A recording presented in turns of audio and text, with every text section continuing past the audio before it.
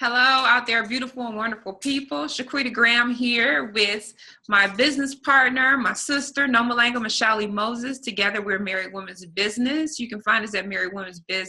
How are you doing, Noma? I'm doing great, Shaquita. How are you? I'm doing great. We have a very interesting topic right now. I know that we're going to get a lot of the trolls out there typing away. I can't wait to hear the comments. But I don't read the comments from trolls. Okay. So the truth is that in my Facebook feed for the last week, I've been seeing all of these different posts about Black women need to do this, Black women need to do that, Black women are suffering from this, and Black women need to overcome that. And so we're going to just talk about it. It's just a lot of people have been commenting and saying things, and I'm going to just highlight two different things that were there. One is from Tyrese, my Black Queen Gibson. He did a post, and he said, I just feel the need to send a message to all of the ladies who just think dudes are stupid. We know the difference in real hair and fake clip-ons. We know eyelash extensions. We know fake hard, he's saying, breasts and pointing in four directions with your ribs showing in the middle. Why so much separation, he says. We know when you got little chicken legs and it leads to an oversized fake bottom. I'm using other words, right? And you guys are really starting to go too far with manufactured beauty. Fake lips, skinny nose, barely can breathe through your own nostrils, sitting across from you, and you couldn't even hide your weave tracks. Come on. I'm not trying to be mean. I'm just sending a message that us real men see the BS. And if he decides to rock with you, it's just because they want to get one off.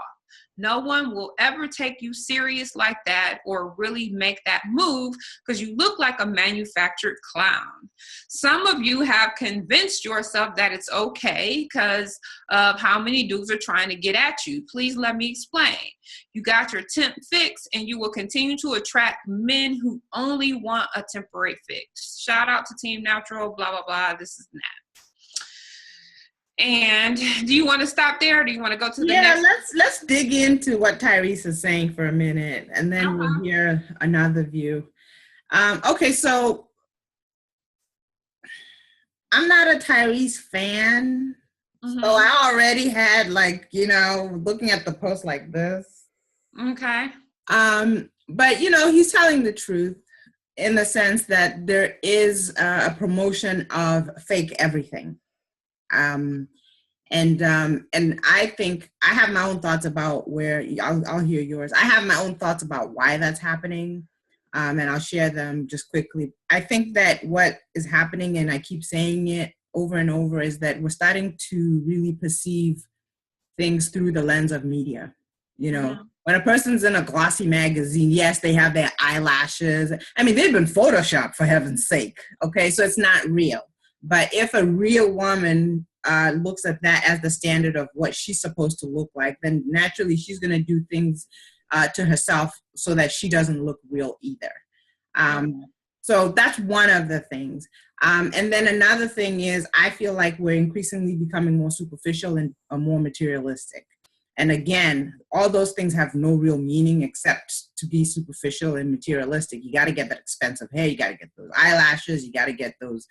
I mean, I don't even know because I don't do all those things, all these things, but all of them are a consumer-based mindset where you have to get those things. You have to buy the latest hair and the latest eyelashes, and you have to pay.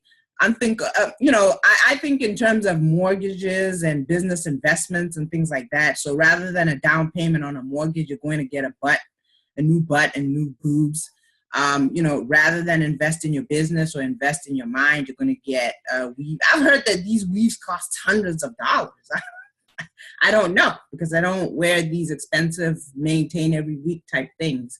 But I just think is that, it's the time that we're living in. Yeah. So, and we're going to go into another post about this because it really has a lot to do with, how we see Black women and how we as Black women interpret standards that are set for who we should be. And that's, again, why you can get the free copy of the Black Family Magazine at MWBshow.com, where I go into the statistics and different things that have been pushed upon us to make us believe these things. And also my new book, Stop Being Defined. So that's at MWBshow.com. So the bottom line is just what we can address right here is, I think in general, we just need to develop and we need to implement and embrace new standards of beauty and lifestyle for Black women and the Black family.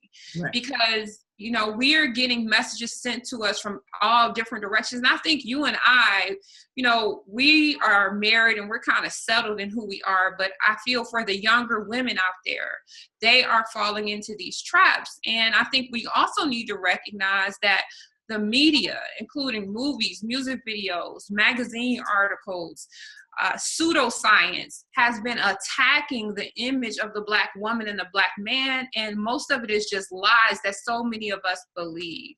So, you know, again, in those publications, I talk about the skewed data, the skewed studies, and all of that. So in general, I'm objective about Tyrese. I'm not in love with Tyrese. I'm not a hater of Tyrese.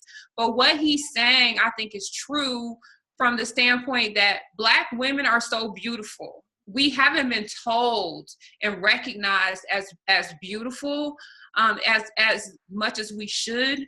But our hair is beautiful, our noses are beautiful, our shapes are beautiful. We don't need to invest in all of this manufactured beauty. And at the same time, Black women aren't the only ones. When people say weaves, they think of just Black women wear weaves. White women wear weaves? Yep, I've been to braid stores where I was getting my hair braided and white women were coming in to get blonde weaves and clips and all this other stuff. Yes, that thick, Becky, honey, that ain't thick like that. You know what I'm saying? So, you know, I think there's two sides of it, you know. So I guess we could go there with that. Do you want to go into the next post? Yeah, you know, you shared something about a post you saw that rattled off a list, and I thought that was an interesting list. Yeah. So, and remember now, there was also a football player, he's supposed to be a football player, we don't know if not, who was married to a white woman who came out with this post about all of these things that Black women are not and white women are. So there's just been a lot of this going back and forth. But a Black woman... Can I say something about the football player? Yeah. Yeah, I don't care what he has to say. No thanks. If he's choosing to go the white way, he could leave us alone and stop telling us why he went there. That's exactly, because, you know, now all of a sudden you got a white woman, why don't you just sit down and try to figure out how to get her skin, stop her skin from melting off her face and stop worrying about what Black people are doing. You know, so I really don't care about his list, but again, people buy into that. That's why you have somebody like Ricky Smiley's son going on television saying that he doesn't get into Black women because they're just this. I mean, they buy into these stereotypes that these people put out.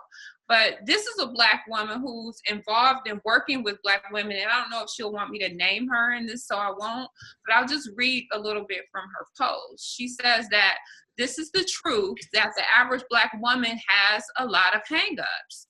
She said that the real landscape of single Black women over 30 in America, she names 10 things, and they're not good. She says they're at least 30 pounds overweight, they're overworked and underpaid, have poor female reproductive health, materialistic, does not know how to cook a nutritious meal, has suffered sexual trauma as an adult or a child, is a single mother, and usually has bad relationship with the child's father, has degrees but poor social skills, are dealing with serious self-esteem issues, emotionally unstable, and blissfully unaware. Okay. I'm jotting some of these things down. Blissfully unaware. Okay. Wait, let me just put this in. And she says, if you think a high quality Black man is supposed to climb all of these walls just to get mediocre sex, no blowjobs, and a bad attitude. Wait, what? Hold on. Say that again. If he's supposed to climb over this and what? if you think that a quality Black man is supposed to climb all of these walls just to get mediocre sex, no blowjobs, and a bad attitude, you're living in denial. Okay, so what do you have? So on top of that list, we are being accused of not giving blowjobs. Okay, got it. No blowjobs. Okay. Okay, so, you know, you and I kind of touched on this a little bit when we were doing the producing part of this segment. And I said that I feel like, I don't just feel it. I think that the list is not entirely inaccurate. Of course, it doesn't reflect you and me, and it doesn't reflect a lot of women that we know or that are in our circle, but certainly it's true for some people, and it's true for a lot of women.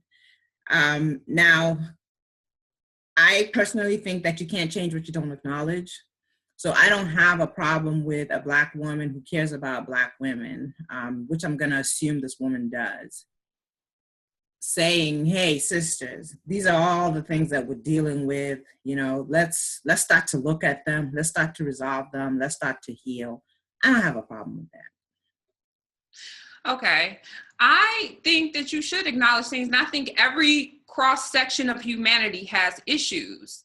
The only time that I have a problem is when there's a constant just mountain of garbage dumped on a Black woman. Like, oh, Black women are like this and they're like this, and all of this is bad. Like, there's nothing positive about Black women. Us being educated, being entrepreneurial, loving Black men.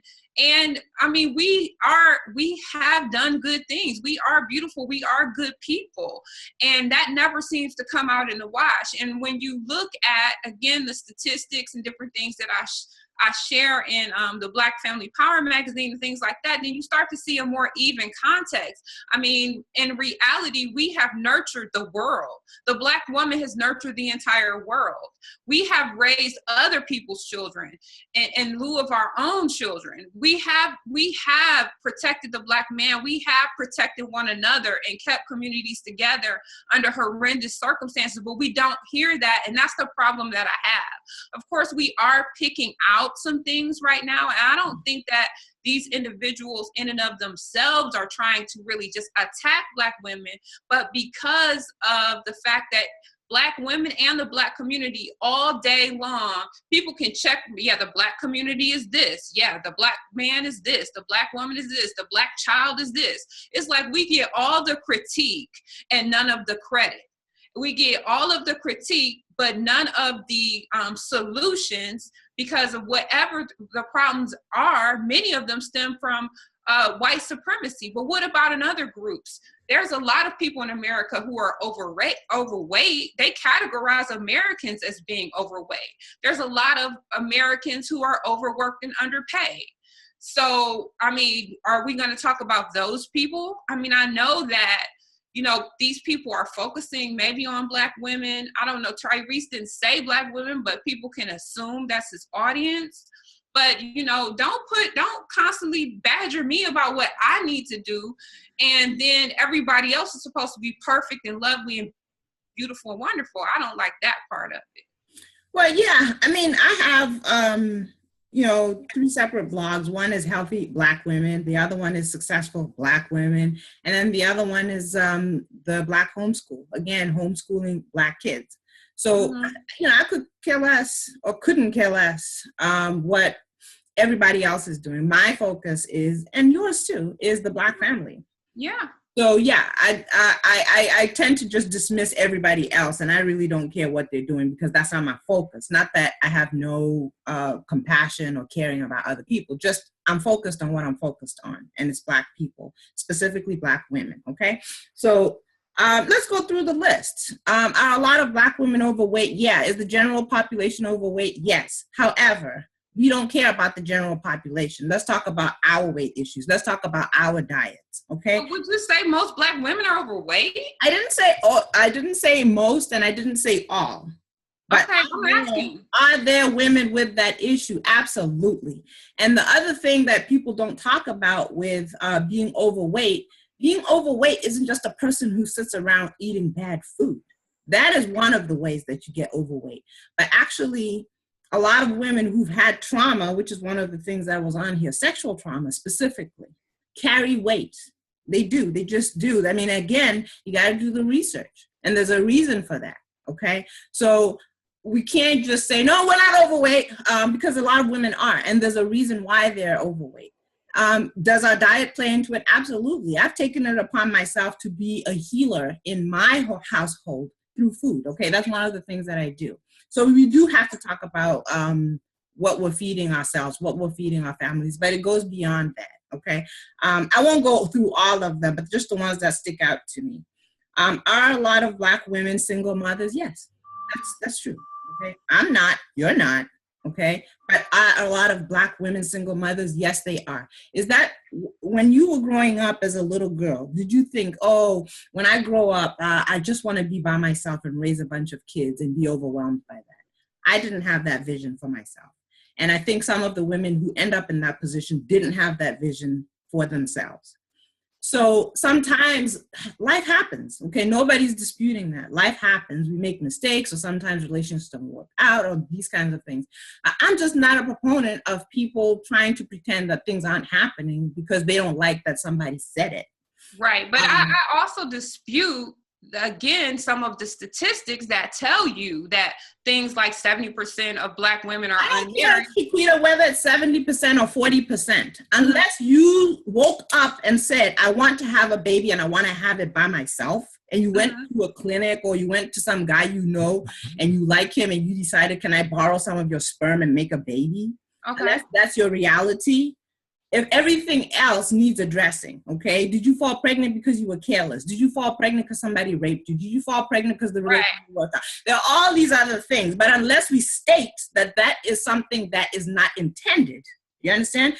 If it's not your intention to be there, then we have to look at why you're there. We have to say that's true, but we also have to look at the image that has been dragged through the mud of Black women being over-sexualized, Black women not caring about their kids, them not caring about families or being married. That is not necessarily true. When people throw out these statements, well, a lot of Black women are single mothers, that again carries this narrative of Black women just being out here with kids with no fathers. And I don't know that that's statistically true, that most Black women are like that, or to the point where you can just characterize Black women as just single mothers, which we see used a lot in the media. When you see Black women on television as mothers, they're crackhead mothers, mothers who don't want their kids, and they're loud, obnoxious, all of that stuff. Or they're just by themselves with no man standing next to them.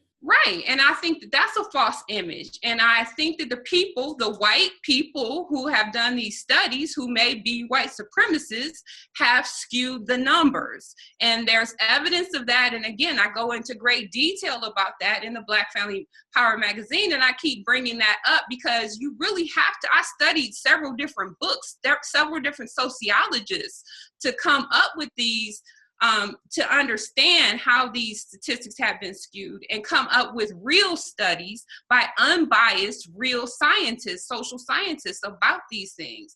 And that is, I don't think there's such a thing as unbiased, but certainly I do agree with you that a lot of what is said about honest, how about honest, not unbiased, but honest. Objective is a better word, I think. But I think we do have to be honest about the fact that people do take Black people as the cat that everybody kicks when they're having a bad day or when they have something negative to say. I don't dispute that at all. And like I said, I love that we get in front of the Black community every single week and we push back on that message just by being here. You know, because we have husbands to talk about, we have functional homes, we have great kids, we're homeschooling them, we're building businesses, we're talking about loving Black men. So a person can't say that they don't know any Black women who are not like these stereotypes. And then there's more of us out there, okay, that we talk about, that we celebrate, give credit for, that we give credit to. That's my only argument. Right. And yes, I do agree with you. It does have to be balanced. It absolutely has to be balanced, okay? But I think one of the things that I've come to realize is that we can't, on one hand, complain about our afflictions and then refuse to talk about them and get defensive when they are talked about, because then we can never overcome them.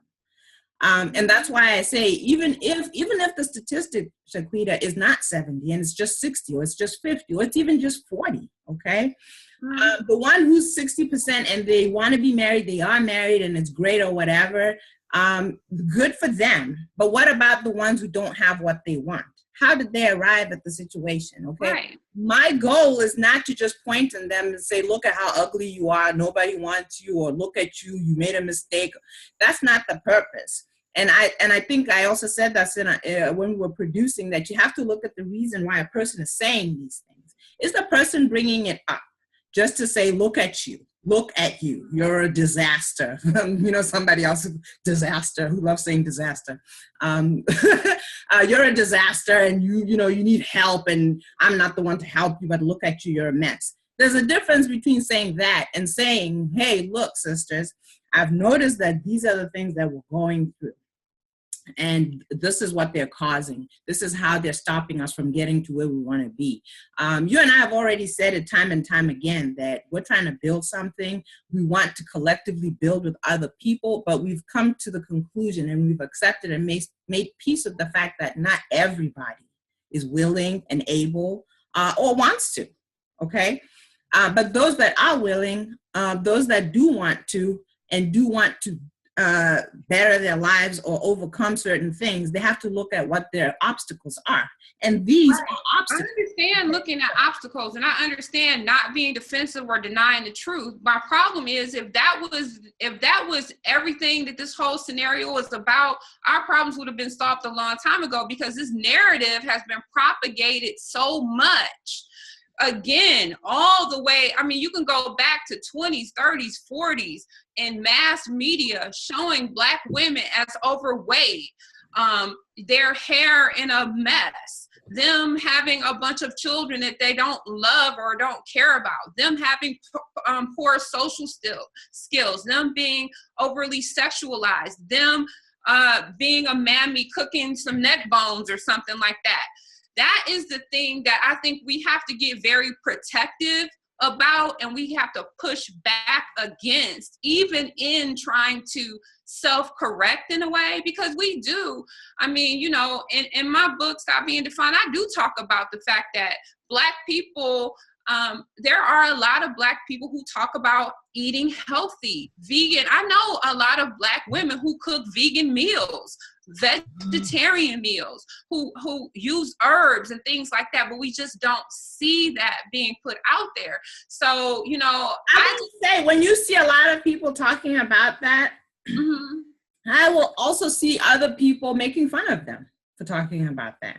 I've seen people making fun of a woman who says that, yeah, I do want a husband and I do want to get married, and they're calling her thirsty, desperate, all these other things. I've seen women who want to do things like maybe lose weight, and then there's those who are saying, no, I don't need to lose weight, I'm thick, or whatever it is. And I think I said this in our producing segment. I personally, not just me, my husband doesn't want a sack of bones either, and I don't want to be a sack of bones, okay? But there's a difference between being curvy and healthy and being fat, obese, overweight, unhealthy. And then that plays into all the other health issues, okay? Yeah, so we do need to split the difference, okay? We do need to say, of course, in every community, the people in the community have things that they can do to improve themselves.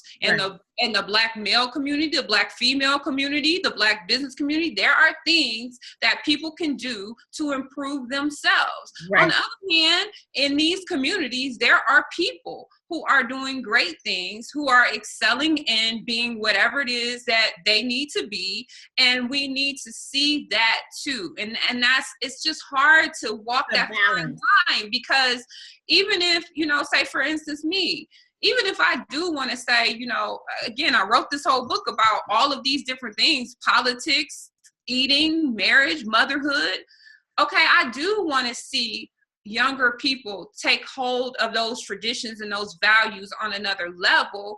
But it's like, you have to be so careful, because we have been traumatized in a sense that we've been talked about so badly, yes, and degraded so badly. And it's been a purposeful and intentional and malicious attack that it's just hard to get through that veneer, in a sense. And sometimes it just comes across as unfair to me, because I'm constantly seeing this narrative over and over again, and I really kind of hate that. But it's true what Tyrese said. Even, I mean, there were two young, beautiful Black girls that I saw on my timeline who died due to butt injections just recently. yes. We know women are losing their hair. Black women are losing their hair because of weaves and things like that. So we do want to address those things. But I'm going to always push back on, wait a minute, don't just start criticizing Black women, right, Black people, and all of that without acknowledging the fact that, number one, a lot of the narratives are false and overblown. And number two, the other side of the narrative that we belong to is not there, or is not shared. So that's all I'm really saying. Right. So yeah. So, and I do agree with you. It has to be balanced. And I said this before. One of the very first courses that I took when I entered graduate school was research methods. And one of the things that I learned about research is that most of the people who do research have an agenda. They've already made up their mind, and they're just setting out to prove something that they already believe. So when you hear somebody say, here's some statistics, or here's some information, the very first thing I do is I think, what's your agenda? And that always, to me, informs me about whether I will accept what you're saying or whether I won't accept it, okay? So if it's Tyrese, that's why I was looking at him like this, like, well, you know, why are you saying that? What's your purpose? Do you really care about Black women? Or are you just trying to make a buck off of saying some things because you know that they're going to be people who agree with you? Or do you really care? And you're giving us valuable information so that we can use. So what's your agenda? And then the second thing is, once you have an agenda, the information that's out there, most people with an agenda will only collect what fits into their agenda and ignore what doesn't. So again, the agenda goes back to being the most important thing. And then what do you do with the information? You use the information to denigrate people, or do you use it as a tool to say, these are the things that we need to correct? So again, it still goes back to the agenda. Why are you saying that? And how does it serve me, or how does it help me? Or is it just its purpose to make me look bad? And unfortunately, my opinion is that a lot of information about Black people has been used to draw the conclusion that Black people are a threat, a nuisance, and something that needs to be done away with, or that needs to be dealt with, almost like a disease that needs to be dealt with. And that's not fair. I agree with you on that end. But at the same time, if you look at it from the perspective of somebody who actually wants to help Black people and is among Black people, we need that information so we can self-correct. Yeah, I think you're right. You're bringing it back to critical thinking skills, right? If more people use critical thinking skills, the propaganda of mass media wouldn't be so doggone effective.